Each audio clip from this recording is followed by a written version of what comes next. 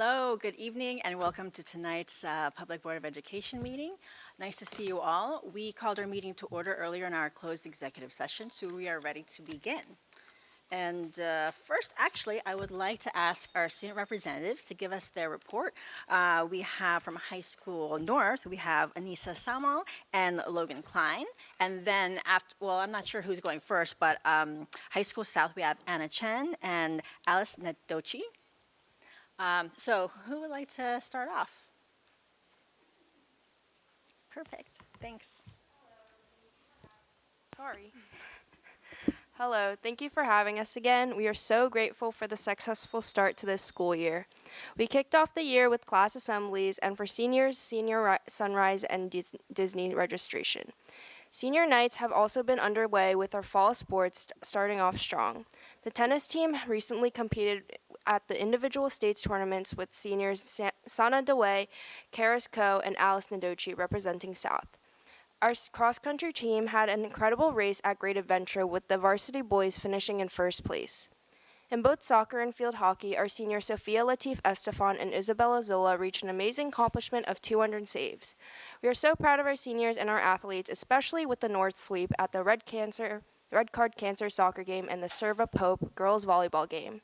The Red Card Cancer and the Serve Up Hope game each raised $1,670 and $1,280 for the American Cancer Society and Breast Cancer Research Foundation, respectively.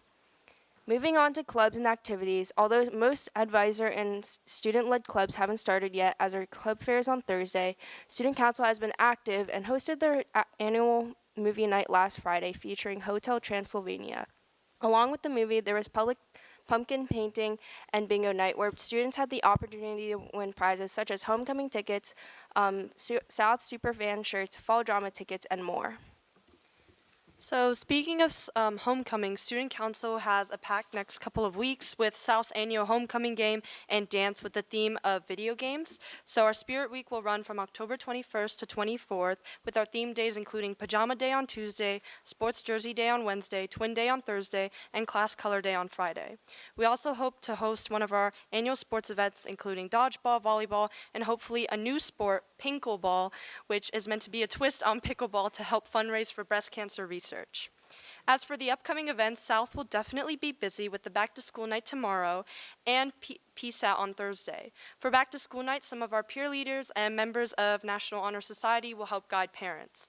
During the PSAT days, students will attend a student panel discussing AI as well as TED Talks, led by the TED Club at South to engage in meaningful discussions and future-oriented learning.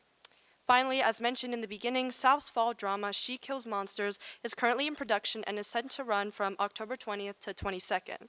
This drama will feature long performances from South students as well as a look at LGBTQ plus perspectives. We are super excited to look at pirates and for them to bring their talent to the stage. And with this school year beginning to find its rhythm, we can't wait to see what the 2025 to 2026 school year will bring to us. Now we'd like to pass it on to North. Thank you so much. Good evening, everyone. Thank you so much for having us here again. To start off on a little more serious note, earlier this year, we experienced a loss of one of our peers, Alan Zing. We extend our heartfelt condolences to his family and loved ones and honor his memory as a part of our school community. Before school started, North Student Council came in and chalked positive messages in front of the school for students to see on the first day of school. We also put our back-to-school bulletins to welcome kids back to school. Senior Sunrise was a hit, and special thanks to our PTA who organized it. Seniors got to come together on the first day of school to watch the sunrise and enjoy breakfast together. It was a lot of fun and a memorable way for seniors to start their last year of high school. During the first 2 days of school, we had the class assemblies when we introduced the school expectations and the code of conduct to each grade level. It was a great way for students to go over important information, such as the attendance policy and fun events that students should look forward to. We also introduced our new administration, Vice Principal Bartholomew. In addition to our class assemblies, senior class advisor held a Disney meeting with senior parents, and first payments were due on September 15th. For our juniors, we had our first Washington seminar informational meeting with parents at the start of September, and first payments are due October 10th. Additionally, we successfully ran our annual club fair. Attendance was a lot better than last year, and many new clubs got a chance to introduce themselves. I am glad so many students are taking initiative by getting involved in our school community.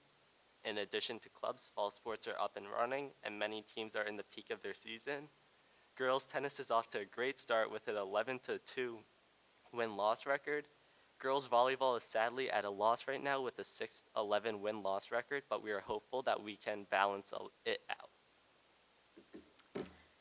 Looking ahead a little bit, North is having their homecoming game on Friday, October 17th, and the homecoming dance on Saturday, October 18th.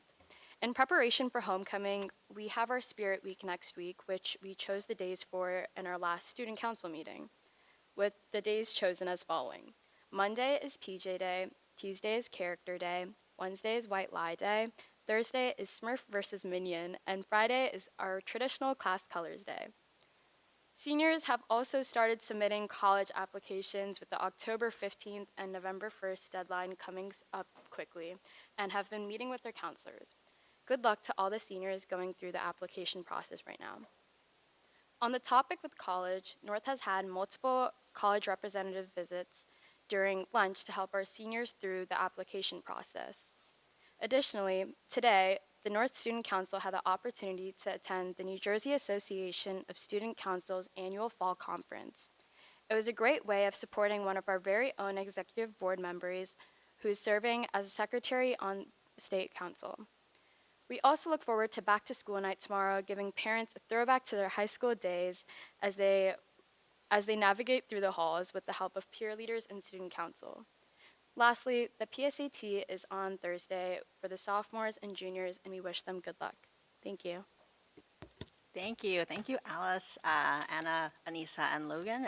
We always enjoy hearing updates from both high schools, and so much going on, especially for the seniors already. It's only October, and the year is flying by so fast, so we really appreciate you coming out, and feel free to skedaddle back to, I'm sure you have more things to do tonight as you prepare for tomorrow. So thanks again. Next, I would like to invite Dr. Adderhold up for his comments. And for this evening, he actually has a visual presentation to share as well. Good evening, everyone. So tonight, we're going to do something a little bit out of order, but I'm going to take the privilege as being superintendent, doing superintendent comments, to make some comments about something happening in our community. But before we do, I do have a couple of special guests here tonight they'll be coming into the room momentarily for a recognition for someone in the room. So just give me a moment, and I'm going to invite those individuals into the room to join us.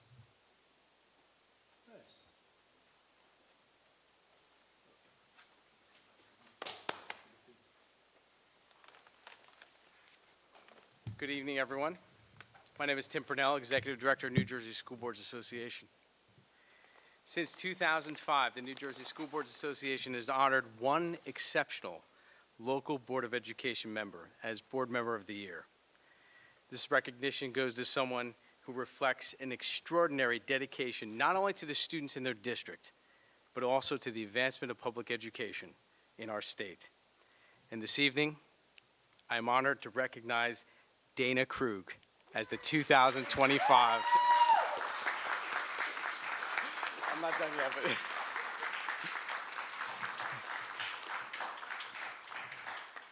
Elected 5 times to West Windsor-Plainsboro Board of Education, receiving the highest number of votes on each election, Dana has served the board for 13 years. Over that time, she has taken on numerous leadership roles as Board Curriculum Committee Chair, Board Finance Curriculum Chair, Board Administration and Facilities Committee Chair, and WWPEA Teachers Association Negotiations Chair. Dana Krug embodies everything the New Jersey School Boards Association Board of Education Member of the Year represents. Visionary leadership, unshakable commitment to the students of the Garden State, and a deep-rooted belief in the power of community. Dana has been instrumental in revitalizing the County Association by actively recruiting board members to give them a voice countywide in the dialogue. In addition to her work as a board member, she has been a consistent presence in your community, attending local events, engaging with stakeholders, and lending her support where needed. She exemplifies the spirit of service. What you don't know is that Dana is very involved, or you may not know that she's very involved statewide at the New Jersey School Boards Association. She's on our board of directors, delegate assembly, county association leadership, finance committee, and the dues reassessment committee. She also demonstrated exceptional commitment to professional development, earning all 3 levels of certification: the certified board member, master board member, and certified board leader. On behalf of New Jersey School Boards Association, Dana, thank you for your outstanding hard work for the students of the Garden State. We thank you for all that you have done to make this world better, starting with the children.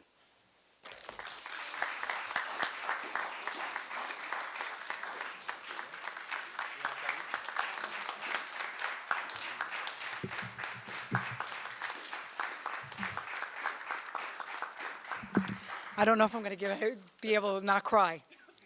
I come from Clifton, New Jersey, and I nominated Dana because we met at a county and state event. I'm president of Passaic County School Boards Association. I've been on my board for about 14 years now. I've met her on Cal and all the other committees that we sit on, and I am proud. I wrote a 7-page nomination. I even printed out the email with the nomination to confirm that I got it. It got sent in because I was really worried about getting in on the deadline. I am proud of you. You are everything that a school board member should be. You are a leader, you are a friend, you're a rock, and you're there for everyone no matter what happens, Dana. You're a good person, and you're very respected throughout the wave of county and state. I'm proud. I was proud to nominate you, and I drove all the way down just to see you tonight. And I was on the phone with her on Saturday. We were talking about what are you doing at workshop? And I had known, Tim had called me, and I was trying to get through that phone call without busting a gut. I've been dying all week, and so I'm so excited. Congratulations. And we're also joined by our field service representative, Marianne Friedman, who you should know. If you don't, please get to know her, as well as our Chief Membership Engagement Officer, Ray Pinney. Do you mind if we do a photo? We want you in the photo as well. So. We're going to do a big photo. Is that okay? And by the way, you have a speech to give in a couple weeks at workshop. So we'll get Congratulations, Dana. I have one job to do. In the photo, you get this, but I have to give it back. Yeah, we got to give it to you officially at workshop. Where would you like to stand in front of the? Sure.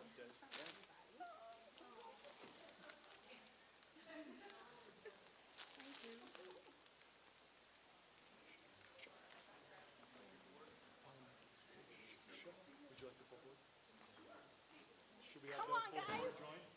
Absolutely.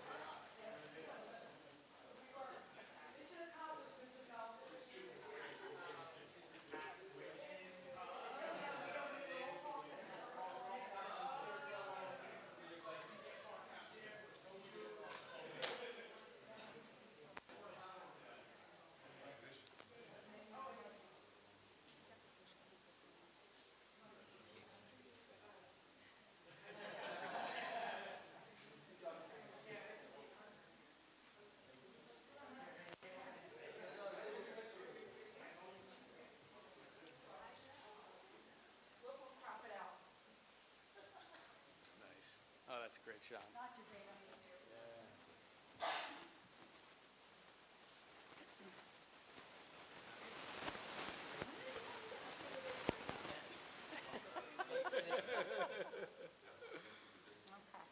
Thank you. Thank you so much. Thank you, everybody. Some of the speeches, especially for the steam tank. Kids, yeah. I'll see you down there. Yeah. Are you still doing it? Okay, well, we're getting resettled.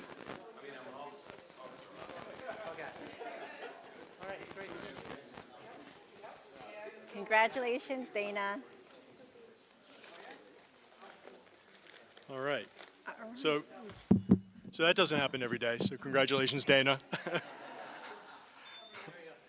I can honestly say it's a first for here, for the district, and a well-deserved congratulations to Dana. So how do I transition? There's no good transition for that.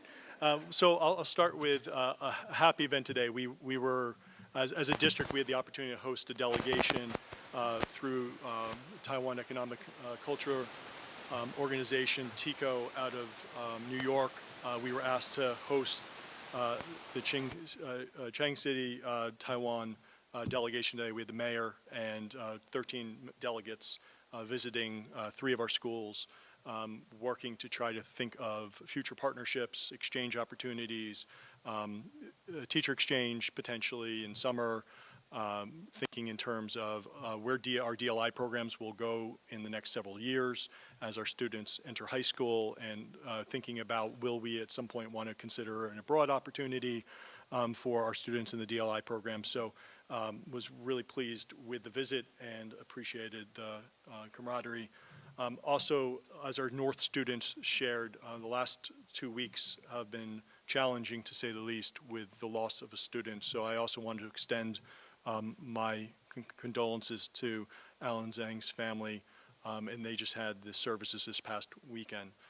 And it should not also be lost that we did have another tragedy in the community with a fire that impacted 4 families, 3 district families, 1 staff member, and 2 student families, Village and North impacted for students. And so I just want to recognize Windsor Ponds and the challenges that community has gone through as well. Those particular events are all this. We've had other things happening in the community. We've had wonderful things happening with our students as they've returned, and the successes that we've heard from our students. And we've had some local challenges with respect to, well, the best way to say it is social media attacks, targeting the district by an organization that's newer to New Jersey called Wake Up Call New Jersey. Wake Up Call New Jersey, it's raised a lot of questions in the community. It's raised questions about who they are, why they're targeting WWP, what's their motivation. It's not just WWP, it's also Montclair Public Schools and some other communities, but Montclair and WWP are the prevalent ones. There's questions about who's behind it, who are their funders. We have some of those same questions. What we do know is what their website says. We do know that their website talks about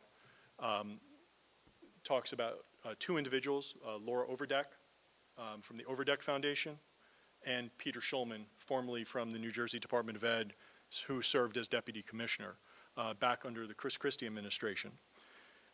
After that administration, Pete left the state, I believe, and then has moved around, and now he's back in Jersey with the Wake Up Call New Jersey.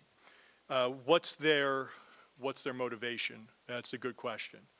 We can speculate that it's bigger than us, right? What we know about Wake Up Call New Jersey is that they are tied to funders and platforms or positions that have supported traditionally GOP-based platforms. Their individuals behind those organizations are tied to political affiliations, political donations, and or political appointments that have been right-leaning And so why an organization that says they're nonpartisan, that says they're nonprofit advocacy, yet they don't have a 501c3 filing on record that we can find, at least not under their name, Wake Up Call New Jersey. And they also have issued a 7-week campaign, which for a nonpartisan group, ironically takes us to the election. So what they have done is they have brought forward data, and they have suggested that WWP is not an excellent district, that we have no plan, that we have no idea what we're doing, but be rest assured, they do. And they say that, we do. In fact, that's really all they say, that they do, they have the plan. And their plan is email you and put something in your strategic goals. But what we know as an administration, as our educators, as a Board of Education, is that we have a robust plan in place to support our students, and that we have decades of data that would show the excellence over time. And I feel it incumbent upon my position to not only defend our staff, but to defend our students and our community. Because our students, in their most recent, some of their most recent literature, they called WWP community, including our students, our staff, and our board, our administration, our community, complacent. And we're anything but complacent. And as you all know, for the work that you do tirelessly, and the recognition that Dana received tonight is really, it speaks to the body of the board. It speaks to the service that you all give. It speaks to the way in which you approach your everyday support of our system, but how you hold us accountable. So we need to think about this in the terms of, there's something bigger at play. Why would an outside group be pumping millions of dollars into political campaigns or to this campaign in New Jersey? Why are they showing up in Bordentown, in East Windsor, in Robbinsville, putting signage up in flyers? Why are they giving targeted robocalls? Why are they putting billboard ads up, radio ads up, Roku ads, YouTube ads, targeted marketing? Why? There's something bigger at foot. It's not our test scores. In fact, these are individuals that have either promoted or profited off of standardized assessment. And we know that Mr. Schulman was the implementer of the Park assessment when he was at the Department of Ed. We know that he supported SGOs and implemented SGOs and SGPs, student growth objectives and student growth percentiles, when he was there. We know he led changes to teacher certification. We know that he led for the implementation of TPA. We know that he has advocated for stricter testing for the purpose of certification. All of these things have led to a dearth of candidates in the certification or now being teachers. Make no mistake, this is about defunding public education. This is about privatization. This is about for-profit education. This has nothing to do with WWP. This is using WWP as a symbol, as an attempt to sow discontent in the education system. What do we know about our district? Our district dominates almost every academic category that our students enter, whether it's our clubs and activities and their competition-based opportunities, or whether it's our standardized assessments, whether it's ACT, SAT, AP. Our students distinguish themselves time and time again. I'm not about to let some outside organization that doesn't know anything about our kids try to use WWP as a scapegoat for their politics. Our SATs are amongst the best year over year after year. Tonight, I'm releasing a 14-page letter to our community. In that, have 10 years of SAT data that will show the state average, the national average, and WWP's average. And we hover between the high 1200s and for the last 5 years over 1300 average. And when we talk about SAT average, it's over 675 to 725 students taking that exam with that kind of average. It's a ridiculous, ridiculous average. We're not talking about a magnet school that's selective, that chooses admissions-based acceptance by GPA and test score. We're talking about an open public school that accepts all students, educates all students, and is dominating year after year after year. You look at our AP scores, 90% of kids that are taking those exams, over 3,700 exams administered. Over 90% of those are 3 or higher. Over 38% are a 5. 38% get a 5 on the AP exams. Again, a ludicrous number. That doesn't just happen. That's a system, that's a community. It's parents, students, educators working together over time to develop a system and to promote practices. When we start looking at Algebra 1, Algebra 2 in middle school, yes, I said Algebra 2 in middle school, over 90% of our students exit middle school taking Algebra 1 or Algebra 2. So when we look at like Math 8 scores, they can point to it, but they don't understand it. They can point to it, but they don't know the number behind it. It represents less than 50 students. Now, that does not mean that we don't want those students achieving. Of course we do. And we have plans in place, we review the data, we set up very clear practices to ensure that we're making sure that all students are moving across a continuum. Under Dr. Gould's leadership, we've instituted a robust MTSS program.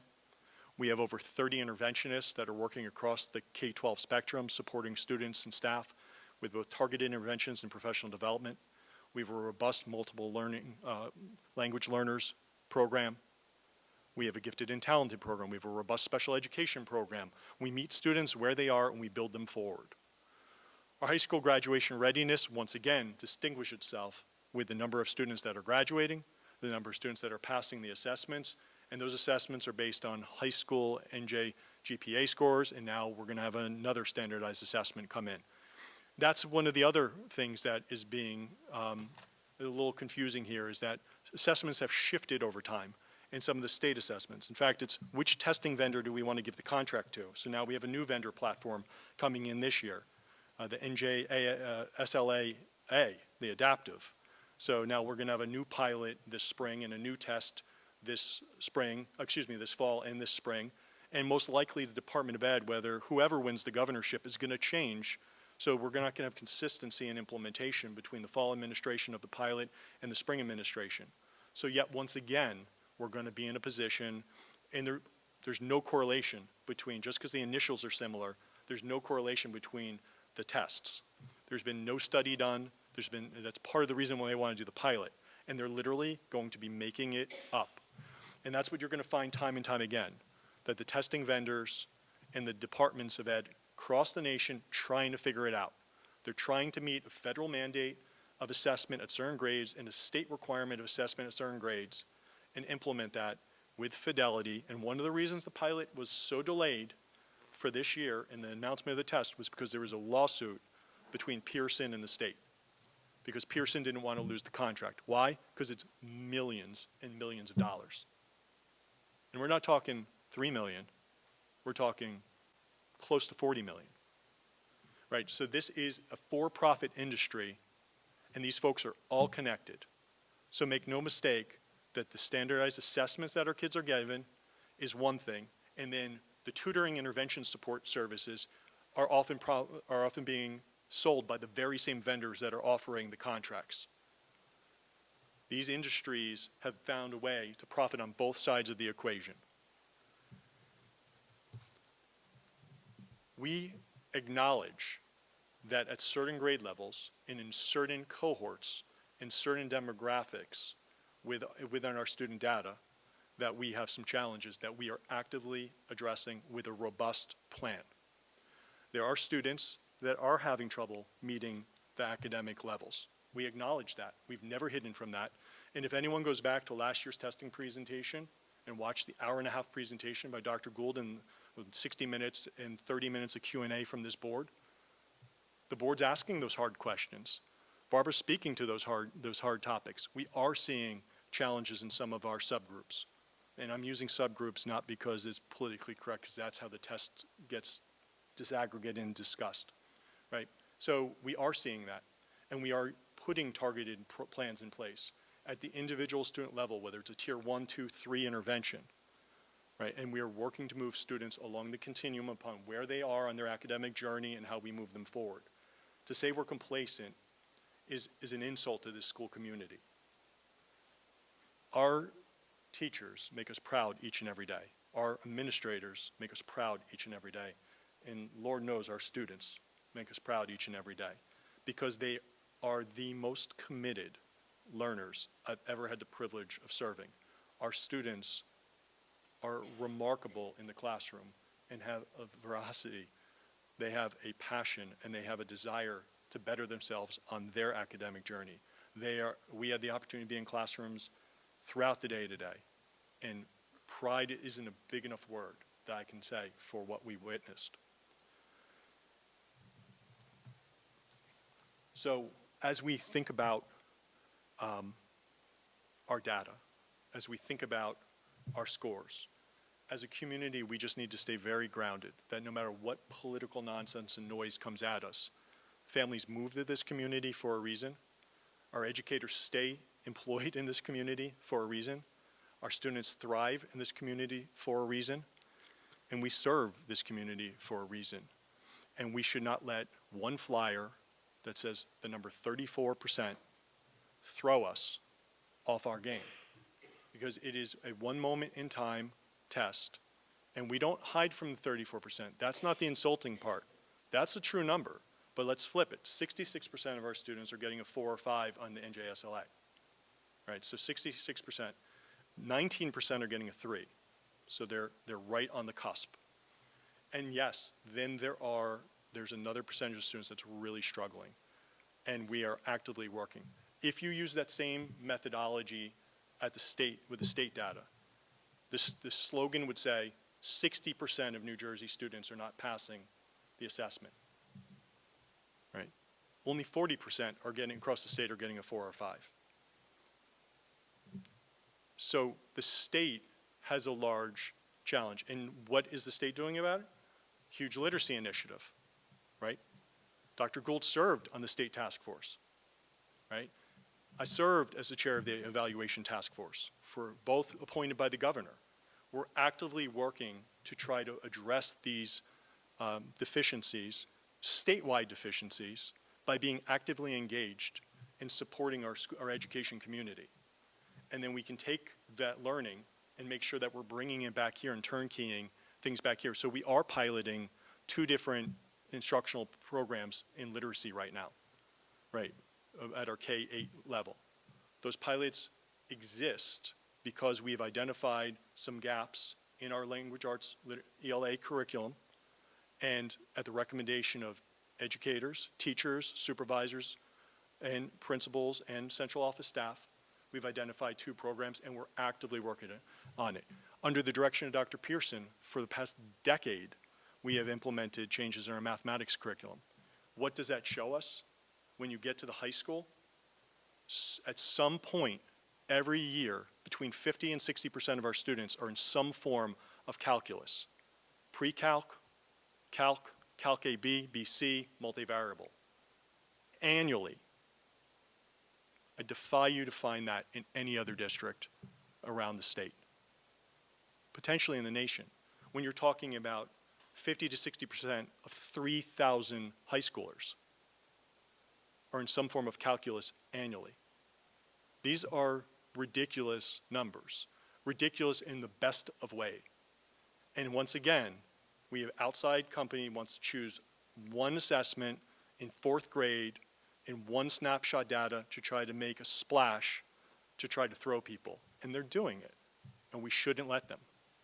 We should control the narrative.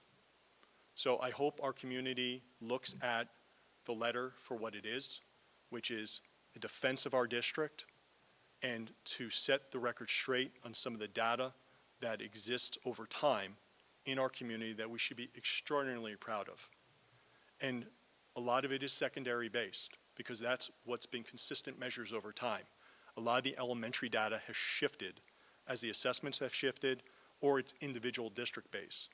But we use norm referenced, criteria, nationally referenced criteria assessments in order to ensure that we're have benchmarks with our internal metrics. And some of those assessments are listed directly in the literature or in the writing that I'll be submitting to the community tonight. Went to all staff at 8 o'clock. I've lost track of what time it is now. And it's going to all community starting around 8:15 tonight. We'll have it up on the website tomorrow, and we'll be starting sending some targeted correspondence to local media as well to see if they're interested in running that story. This might not be as important to them as it is to us, but we should be really proud of the district that we serve. I know I am, and I'm very proud of our students and our staff. And I can't let this kind of organization be out there and not defend the work of these fine people. So with that, I'm happy to answer any questions from the Board of Education. It's not a traditional, Q&A, but why not? Anybody? Lloyd? Thank you, Dr. Adderhold, for, because I think most of us have seen some of these ads while watching TV, on YouTube or whatnot. And, folks have reached out to some of us and said, hey, what's going on here? Because it did seem out of the ordinary. So I appreciate you and the district providing this information to everyone tonight. I did want to ask about the fourth grade number that they keep using. And I know you mentioned Dr. Gould is working, there's a plan with like MTTS and whatnot. If you just could go into a little bit more in terms of how those students who might be struggling, specific things that the district is doing to address that within the MTTS program. If Barbara, maybe you. I'll defer to Dr. Gould. Through our multi-tiered systems of support, we utilize a 3-tiered process. All of our students receive supports in the classroom first with teachers that are trained both in math and in literacy. Teachers pull small groups for instruction, so as students might need additional supports or skill review, they might meet with a teacher several times a week in a small group and have that reinforcement within the classroom. In addition, we use universal screeners, so all of our students are assessed through a MAP, K through 8. And we use that to identify students that might need additional support for a Tier 2 support or a Tier 3. For those, we have interventionists throughout the district, K through 8, and then we use a slightly different method at the high school level, which I'll talk about in a second. But our interventionists then provide supplemental support, meaning that they pull students out of the classroom 2 to 3 times a week or more if they need more intensified support, sometimes 4 to 5 times a week for 20 to 30 minutes outside of their reading or math block. So it's a rotational basis. So they're having their regular reading or math block, and then they receive additional reading and or math in addition to that in order to supplement any skills that they may need reinforcement with to be supported. At the high school level, we use a slightly different way of identifying students. We use what's called an ABC method. So we look at students that might need support as a result of attendance issues or needs, behavioral and or SEL needs, or academic or course failure or incompletion. And we use a variety of other interventions to be able to support them. Sometimes we provide what's called a supportive study hall. So it's a small group study hall where they meet with an additional teacher or a substitute teacher, and their teachers are able to send any additional work or reinforcement that they're able to do in there to complete that.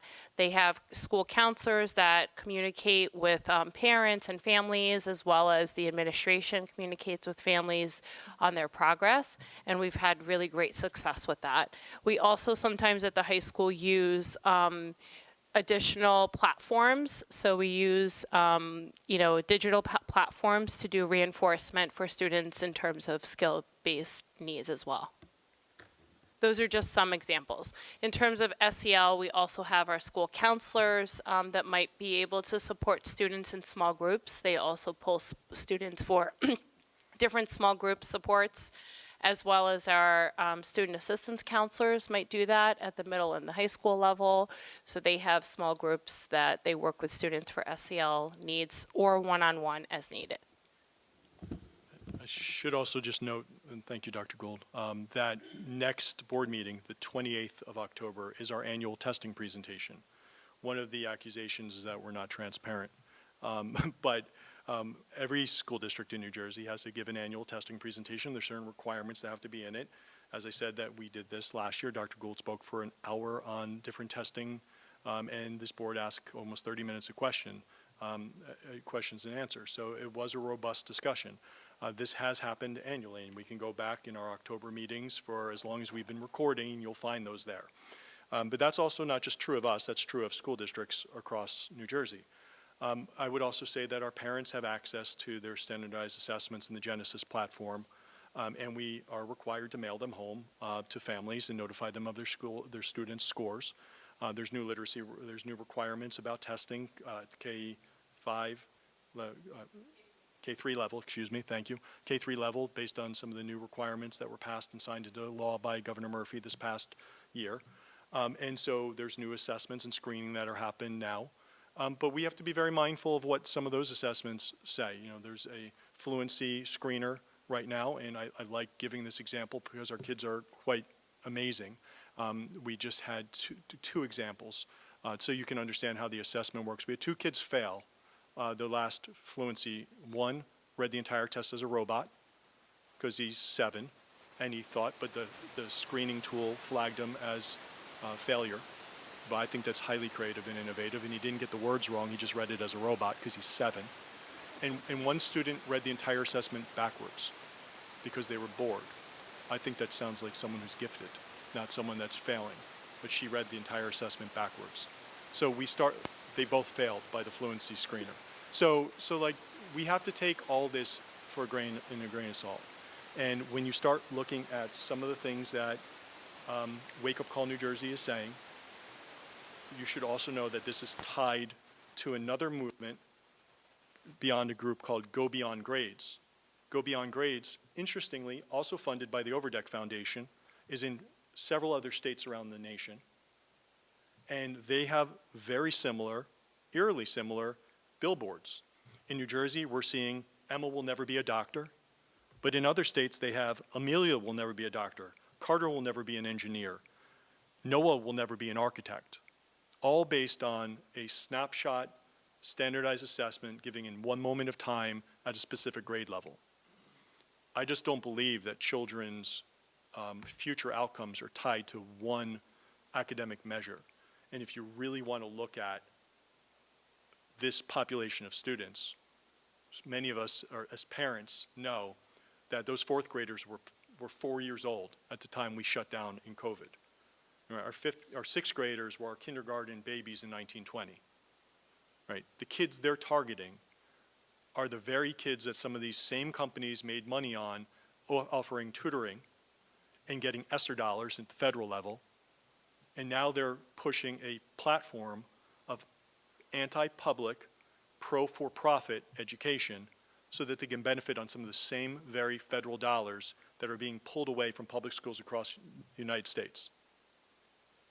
The larger politics at play here is a defunding of public ed. And if we really look at what's happening at the federal level, we have to look at what's happening to Medicaid, right? $1 trillion of Medicaid funding is coming off the books over the next 10 years, as passed by the One Big Beautiful Bill, right? That was signed on the 4th of July this year. Why do I raise that? Well, I just submitted an op-ed on this very topic.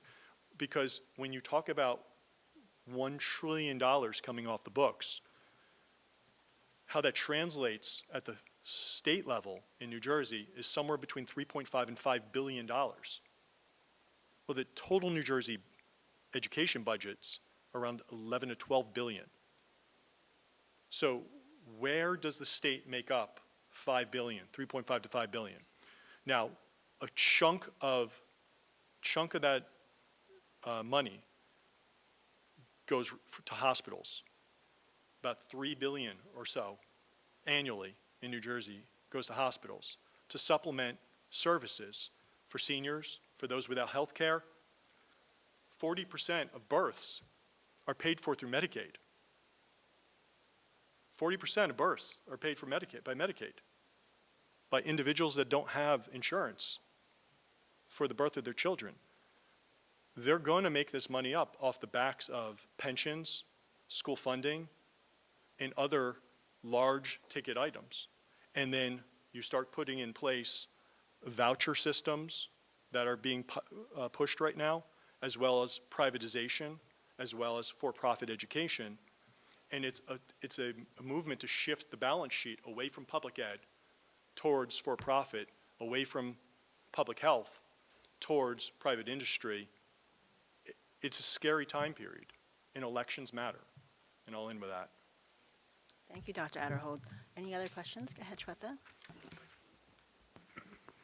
I just had a question for Dr. Adderhold or Dr. Gold. If there's parents at home that may be concerned about their students struggling or need some help, navigating through test scores, who do you recommend they reach out to? Should it be the classroom teacher, school counselor? Yeah, I mean, first and foremost, the relationship between classroom teacher and parent, right? So if there are assessments that have come home that if a family is not sure about, if it's been administered by or during the year, especially with respect to the classroom teacher, should reach out to the teacher.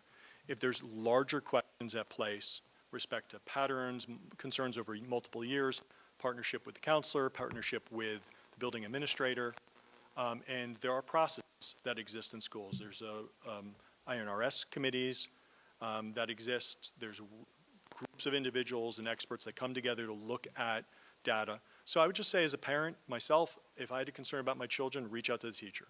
You're not sure, you might need a second, you want to keep asking, reach out to the counselor.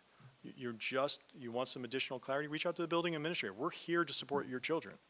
So we encourage our families to reach out if they have a concern about their academic development of their children.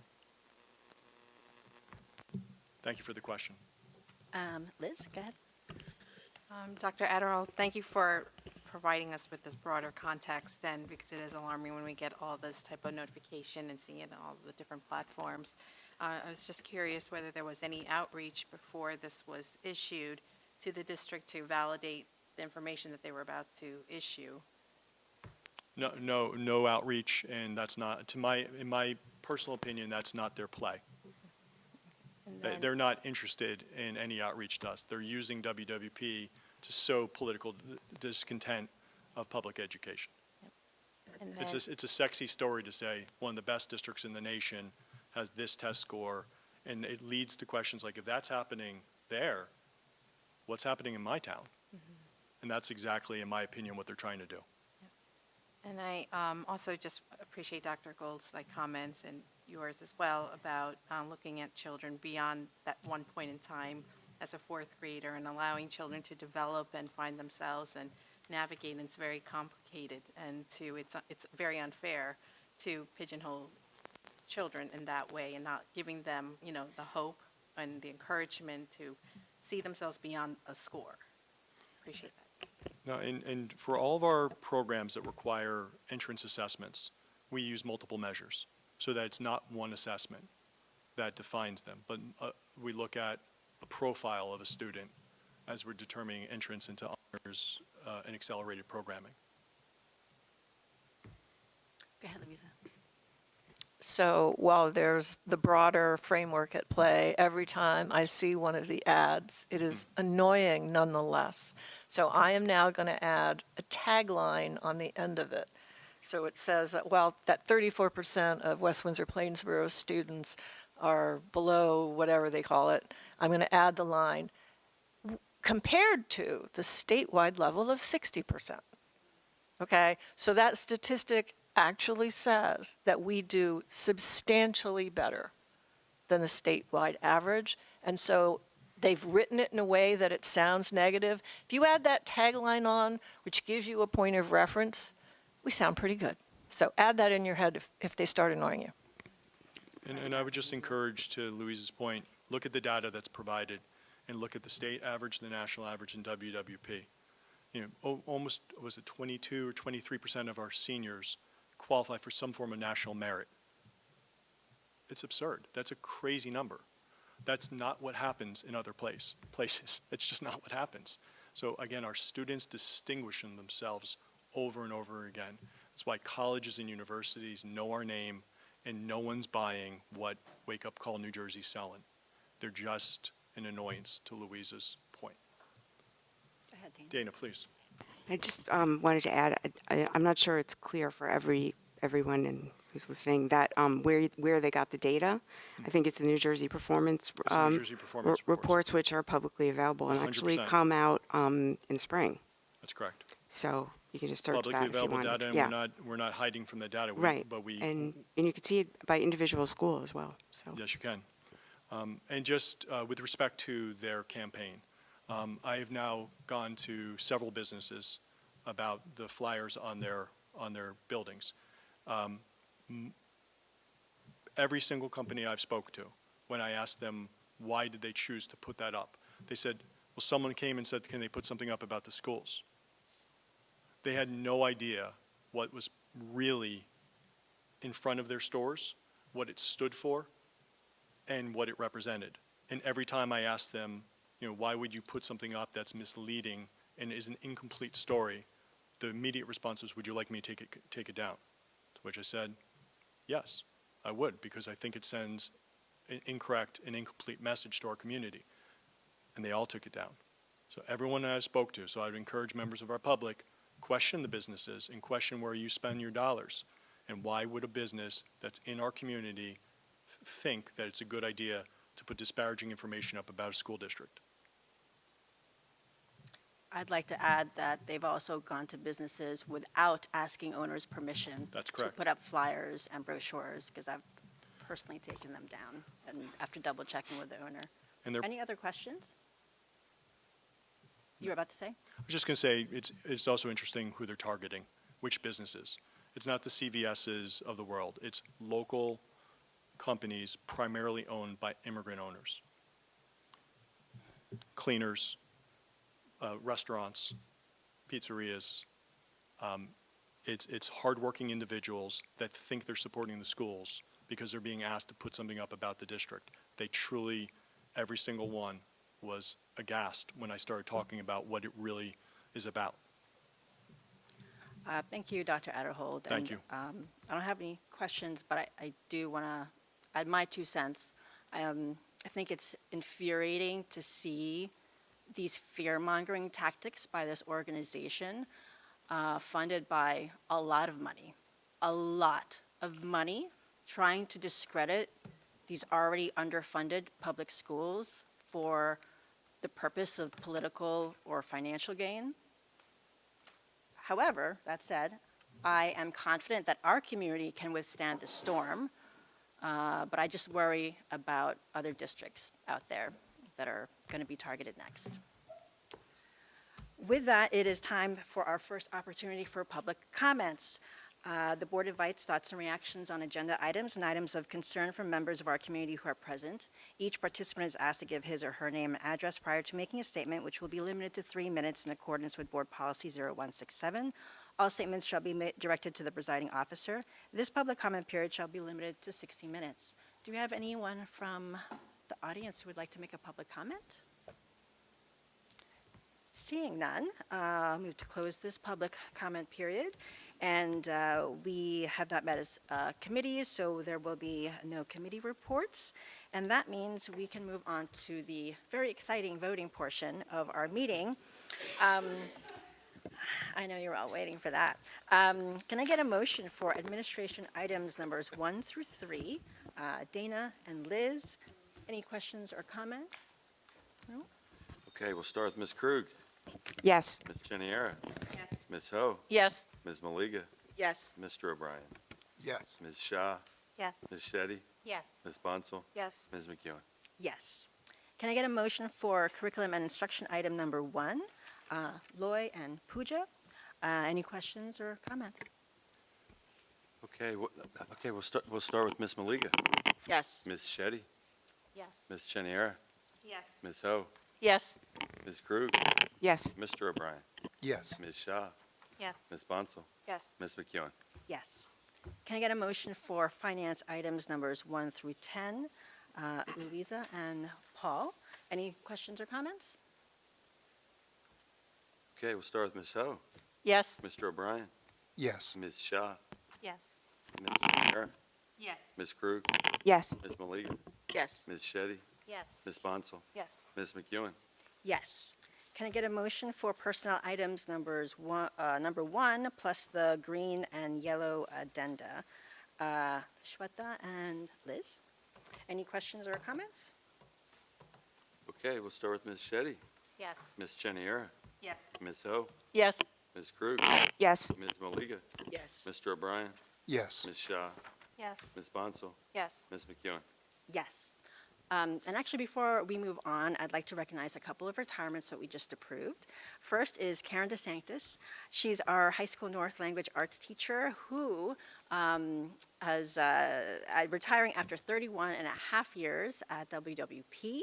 And we also have Leslie Jean-Marie, Town Center Teacher Resource Specialist for Instruction and Intervention, who is retiring after 20 and a half years in district. So we'd like to congratulate you both and wish you well in your retirement and new adventures. And next, I'd like to move on and ask for a motion to approve Board of Education minutes from September 16th. Ajanta and Loy. All in favor, say aye. Aye. Aye.